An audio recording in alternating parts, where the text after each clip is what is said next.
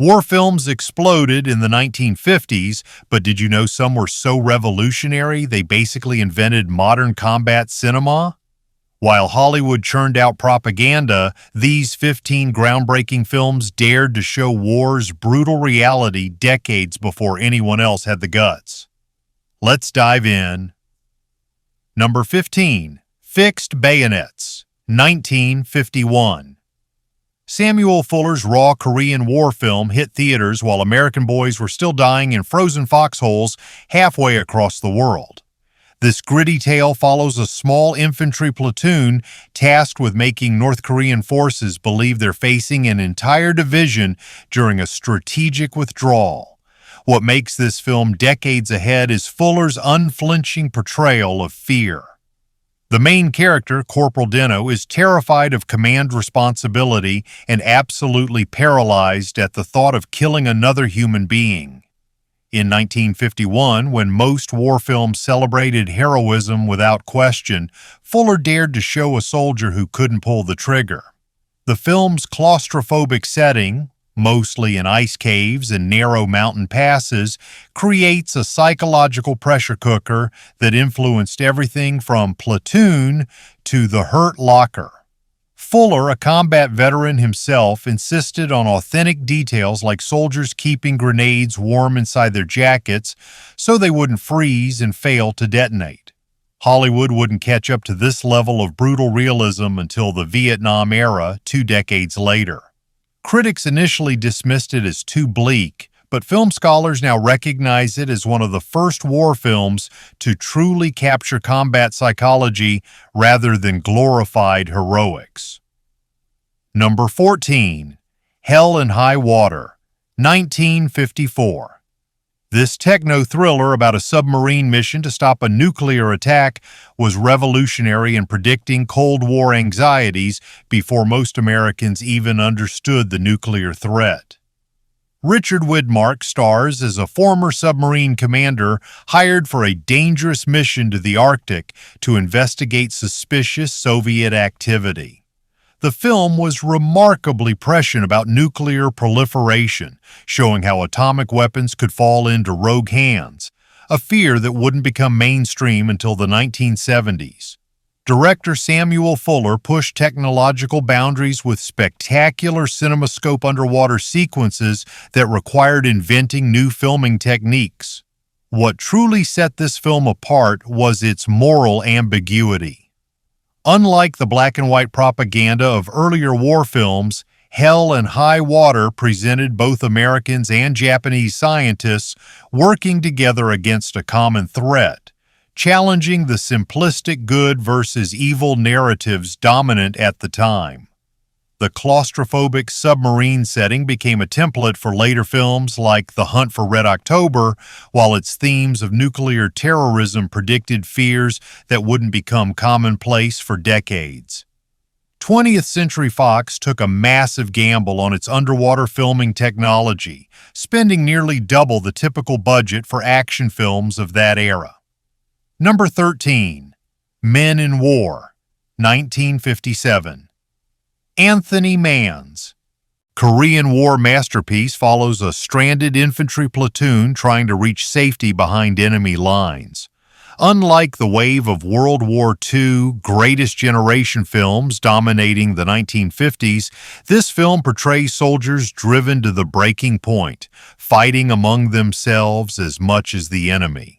Mann's revolutionary handheld camera techniques created a documentary-like immediacy that wouldn't become standard until Vietnam War coverage in the 1960s.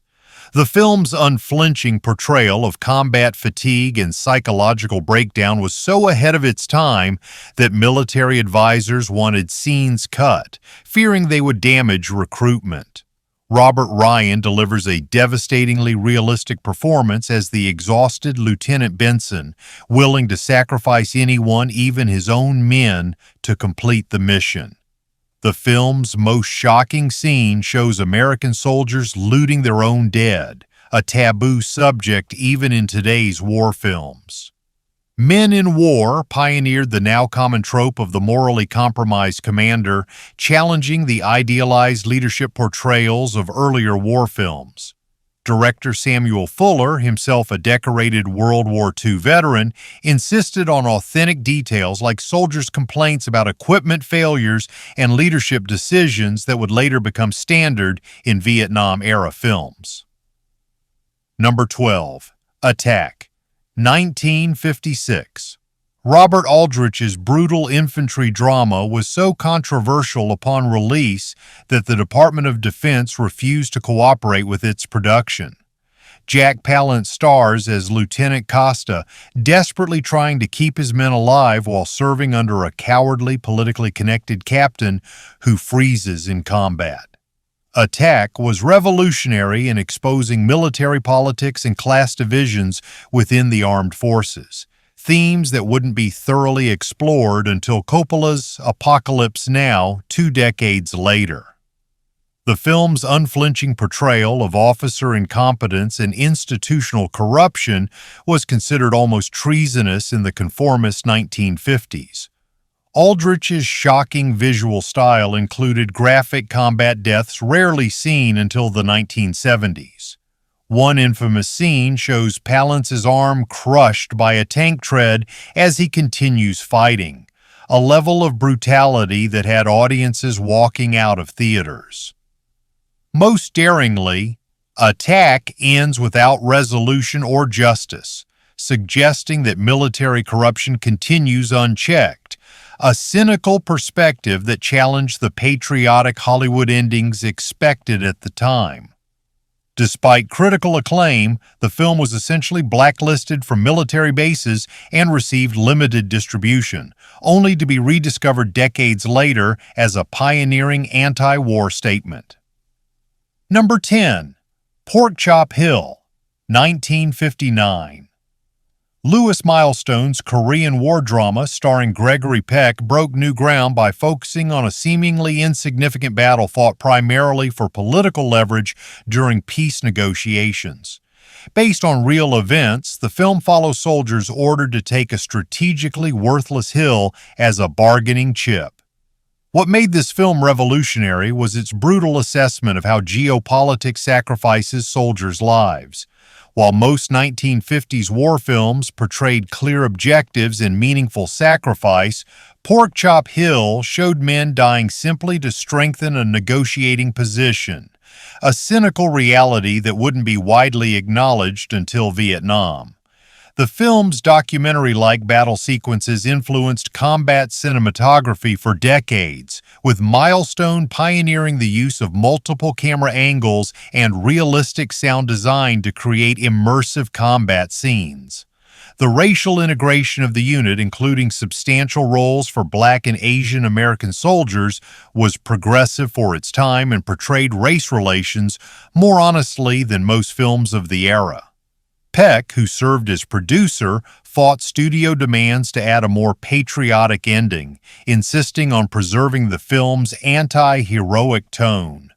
Though initially criticized for being too bleak, Pork Chop Hill is now recognized as one of the first films to accurately portray the political realities of modern warfare.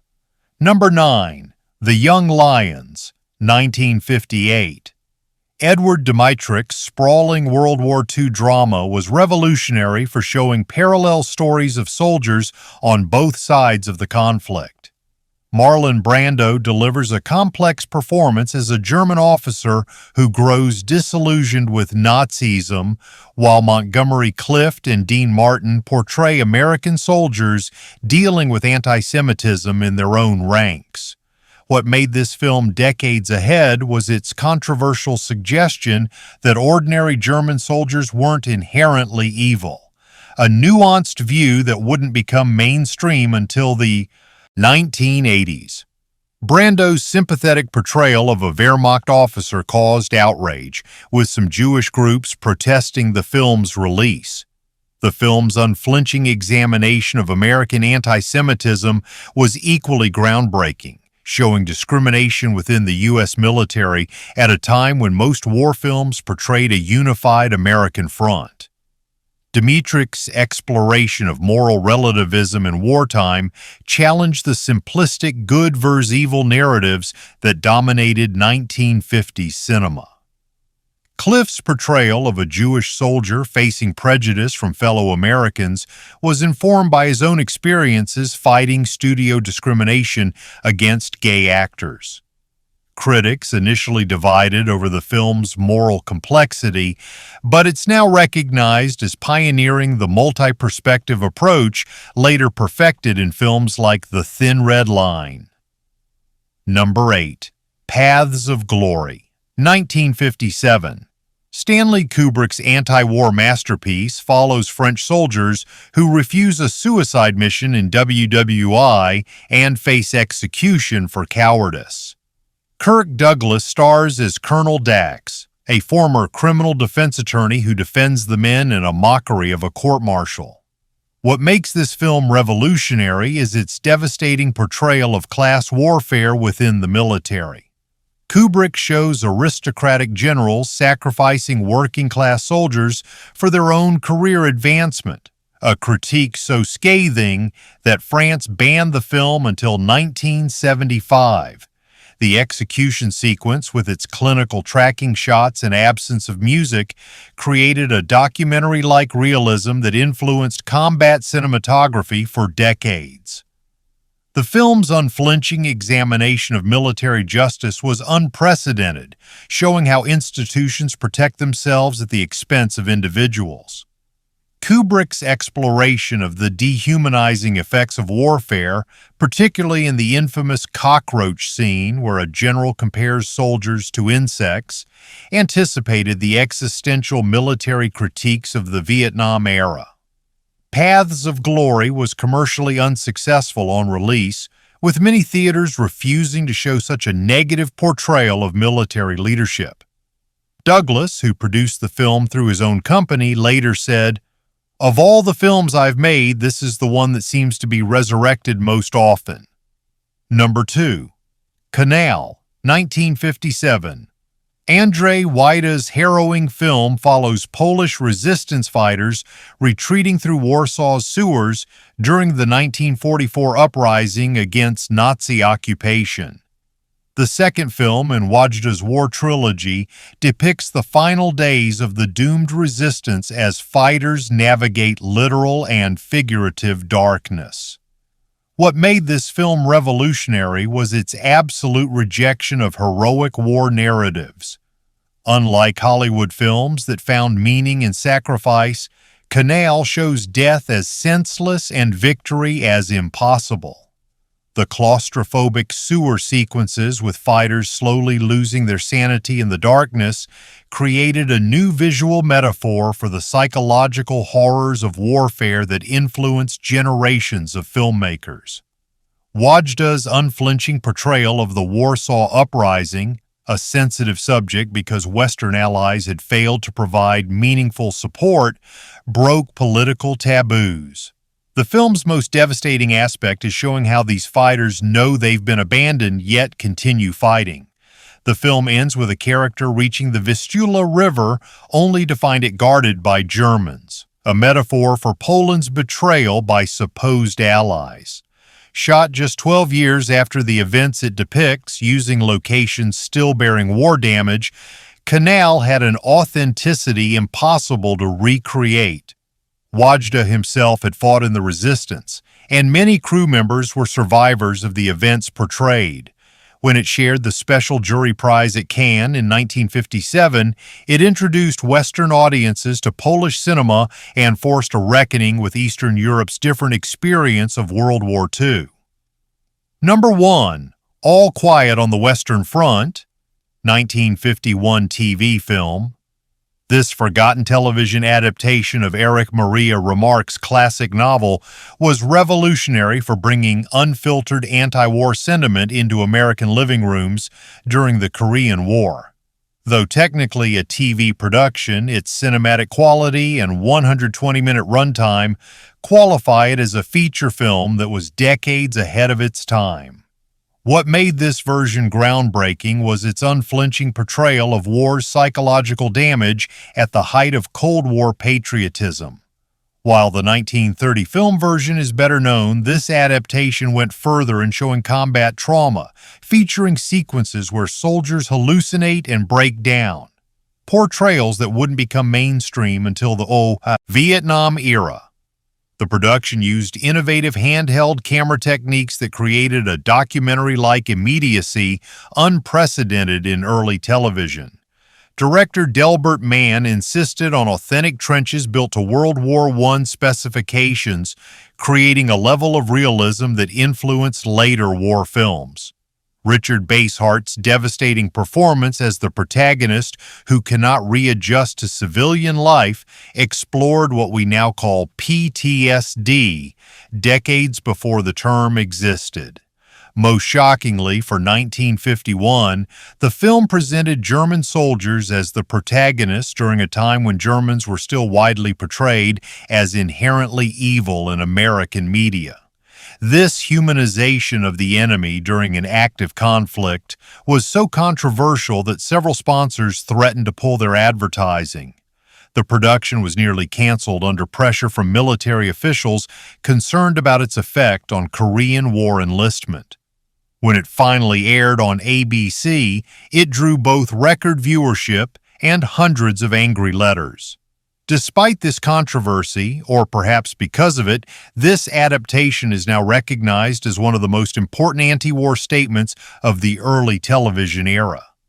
These 15 films didn't just entertain, they changed how we see war itself, decades before audiences were ready. Which of these groundbreakers deserves more recognition today? Or did I miss a revolutionary 50s war film that deserves a spot? Drop your thoughts in the comments below. And here's the real question. Could these brutally honest films even get made in today's climate, or have we actually gone backwards in our willingness to confront war's ugly truths?